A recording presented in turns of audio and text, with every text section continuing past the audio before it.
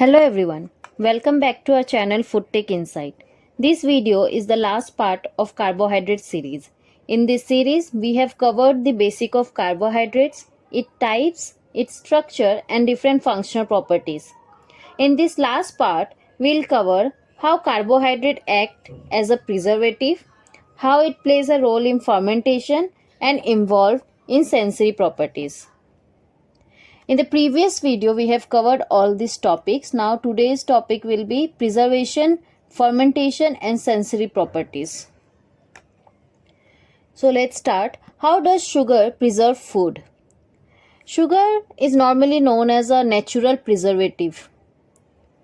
Okay, so let's see. Sugar has been used as a preservative for centuries. It is a natural way to prolong the shelf life of food without the need for chemical preservative.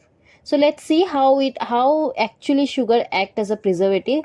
So it creates an osmotic effect when sugar is added to fruits and vegetables. Now what is osmotic effect? You can see from here. So if you have a osmotic solution, which means that you have let it be a sugar solution, and this is our product part. So when we add product in the osmotic solution, the sugar, that is the solute, will try to enter inside and the water inside the product will leach out. So this effect allows the sugar to absorb water in the food. And what it will affect? It will affect mainly, it will reduce the water activity and inhibit further development of harmful foodborne pathogens that spoil foods.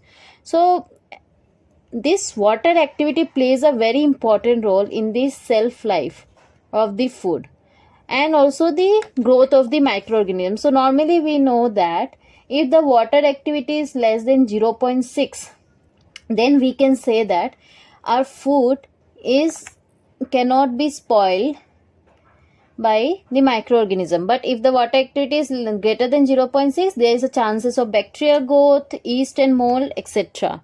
So water activity of a food, if it is less than 0.6, then it is safe. The growth of the microorganism will not be occur if the water activity is less than 0.6. So microbes need water and moisture to grow. So developing into harmful food pathogens like Salmonella and Clostridium botulinum that spoil and rot food. So when we add sugar, the sugar binds with this water and reducing the water and the space for microorganism to grow or live.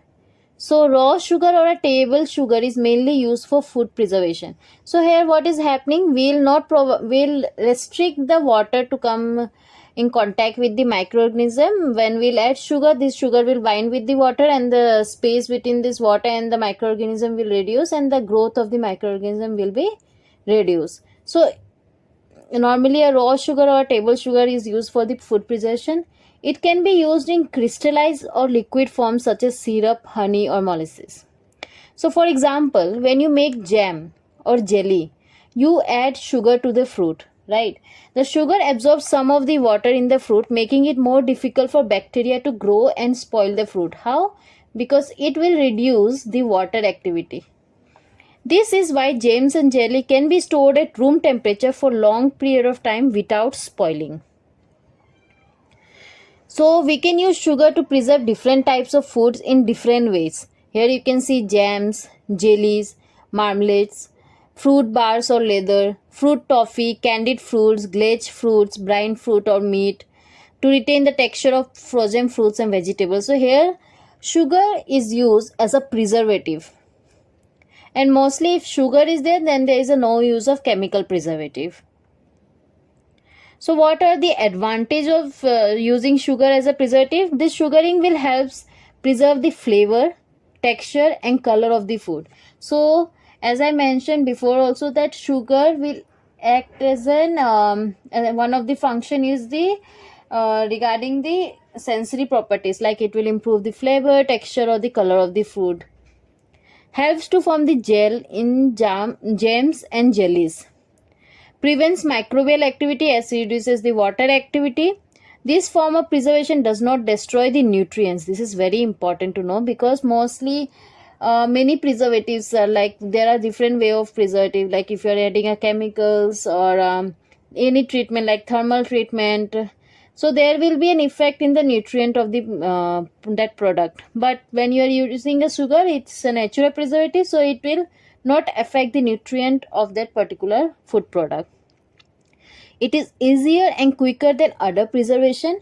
You can create different preservation like candied fruit leathers, jams and jellies. So there are also the disadvantage of the this preservative. So sugar can attract moisture quickly. So once you have opened the bottles of the jams or jellies, you have to refrigerate. That is important. Then increased sugar content poses a health risk for people who have diabetes or on a sugar reduced diet. So next we'll see how sugar has a role in fermentation. So as we know, fermentation is a metabolic process that converts sugar to acid, gas or alcohol. You can see here, this is a glucose unit, right? C6H12O6. So when we ferment it, this is a alcoholic fermentation of glucose. It will ferment and form a ethanol. So C2H is the chemical formula for ethanol. So this will form when the glucose is ferment. This is an alcoholic fermentation of glucose. So it is a preservation method for food via microorganisms. So a general definition of fermentation is like fermentation is a preservation method for food via microorganisms. Any process that produces alcoholic beverages or acidic dairy products can be said as a fermentation process. So fermentation does not necessarily have to be carried out in anaerobic environment. That's the important point to be noticed. For example, even in the presence of abundant oxygen, yeast cells greatly prefer fermentation to aerobic respiration, as long as sugars are readily available for consumption. So mostly yeast, like if you are making a pizza dough, we'll mostly use the active yeast, and that yeast will when you are adding a sugar is a food for yeast. So when you are adding a sugar, then yeast will start growing and then the fermentation process will occur and it will produce the alcohol and the carbon dioxide. So sugar are the most common substrate of fermentation, and typical example of fermentation product, that's the final product which you'll get, is ethanol, lactic acid in the sense of curd, you can see, carbon dioxide, hydrogen gas.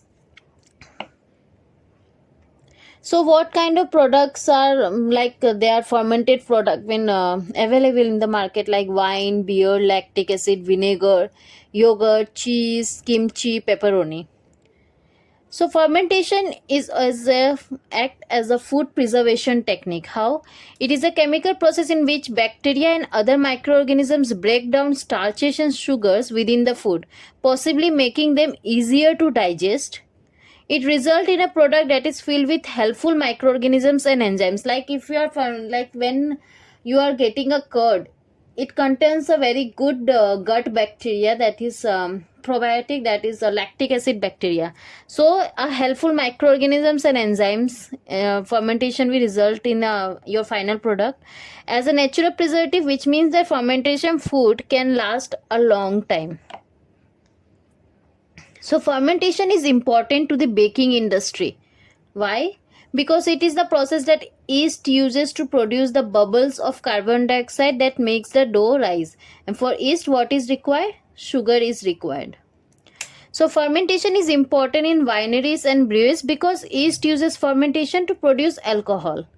And it is also important in muscles because it allows the muscles to keep getting a little energy from the glucose even when the oxygen supply can't keep up with the demand. So that's all with this carbohydrate series. So in the next we'll cover the other topic related to the GATE syllabus. Thank you. If you have any query, do comment us or email us in foodtechinsight@gmail.com. You can follow us on